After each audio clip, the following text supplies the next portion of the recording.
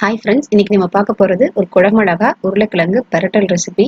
நார்மலாக செட்டிநாட்டில் உருளைக்கிழங்கு பட்டாணி கேரட் போட்டு பண்ணுவாங்க. இந்த டைம் நான் குடமிளகா போட்டு ட்ரை பண்ணியிருக்கேன். வாங்க எப்படி இருக்குன்னு பார்க்கலாம். இதுக்கு தேவையான பொருளை எடுத்து வச்சிருக்கேன். ஃபர்ஸ்ட் நம்ம செட்டிநாடு மசாலாவை ரெடி பண்ணிடலாம் வாங்க.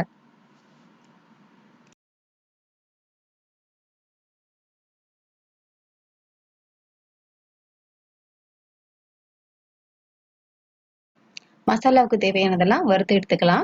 3 வரமிளகா, ஒரு துண்டு பட்டை, ஒரு பிரியாணி இலை, பாதி அன்னாசிப்பூ, அரை ஸ்பூன் மிளகு, அரை ஸ்பூன் வெந்தயம், ஒரு ஸ்பூன் ஜீரகம், ஒரு ஸ்பூன் சோம்பு,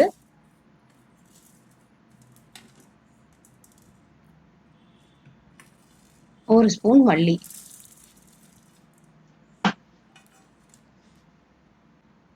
ரெண்டு கிராம்பு, 2 ஏலக்காய், ஒரு கொத்து கருவேப்பிலை, ஒரு 5 முந்திரி பருப்பு, 3 ஸ்பூன் தேங்காய். எல்லாத்தையும் நல்லா நம்ம வறுத்துக்கலாம் வாசம் வர வரைக்கும்.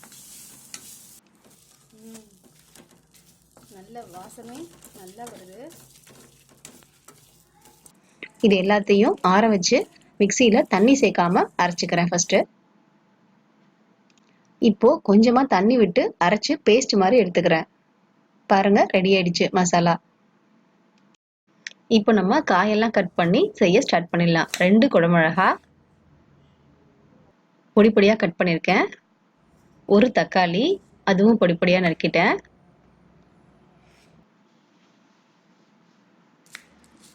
வெங்காயம் 1 பொடியா நறுக்குனது, உருளைக்கிழங்கு 2 சின்னது பொடியா நறுக்குனது, 3 பூண்டு தட்டி வச்சிருக்கேன்.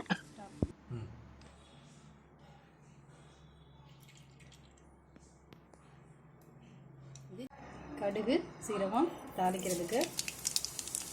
எண்ணெய் வந்து இங்கே பக்கத்தில் செக்கில் ஆட்டி தர்றாங்க, அதனால சுத்தமான கடலெண்ணெய் தான். இப்போ எண்ணெயில் இந்த நச்சு வச்சுருக்க பூண்டை போடுறேன். எண்ணெயில் பூண்டு போடும்போது ஒரு நல்ல ஸ்மெல்லு வரும், அதுக்காக தான். கொஞ்சமாக மஞ்சள்தூள்,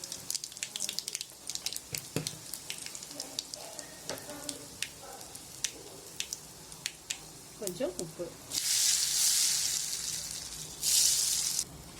வெங்காயம்,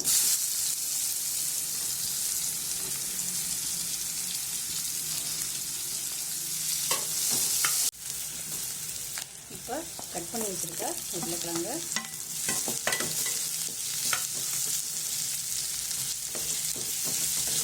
கட் பண்ணி வச்சுருக்க குடமிளகாய்,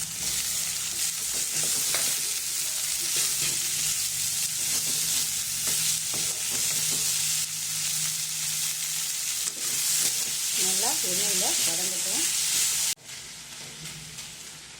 கட் பண்ணி வச்சுருக்க தக்காளி,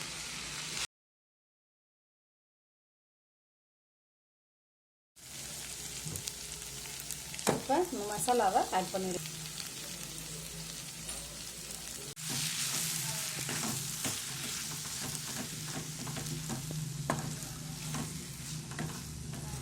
நான் ஸ்டார்டிங்லேருந்தே தண்ணி சேர்க்கவே இல்லை.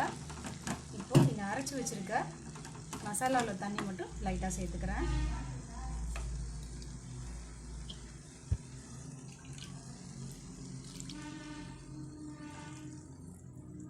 வேறு தண்ணி எக்ஸ்ட்ரா ஆட் பண்ணவே இல்லை.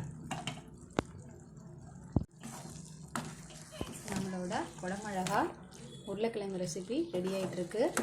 ஸ்டார்டிங்கில் மட்டும்தான் நம்ம உப்பு போட்டோம், அதுக்கப்புறம் உப்பு சேர்க்கலை. இப்போது உப்பு சேர்த்துடலாம். உங்களுக்கு தேவையான அளவு உப்பு சேர்த்துக்கோங்க.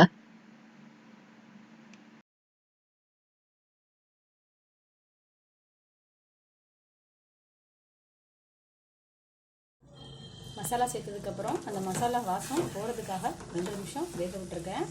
வாசம் போனதுக்கப்புறமா நம்ம எடுத்துட வேண்டியதுதான். இந்த பச்சை ஸ்மெல் போனதுக்கப்புறம் எடுத்துட வேண்டியதுதான். ஏன்னா காயெல்லாம் ஆல்ரெடி நல்லா வெந்து இருக்குது. எண்ணெயெல்லாம் வெளில வர ஆரம்பிச்சிச்சு. இப்போ நம்ம எடுத்துடலாம். ஸோ டிஃப்ரெண்ட்டான ஒரு குடமிளகாய் ரெசிபி ரெடி.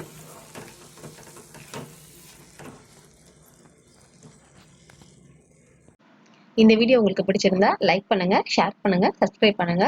Thank you friends.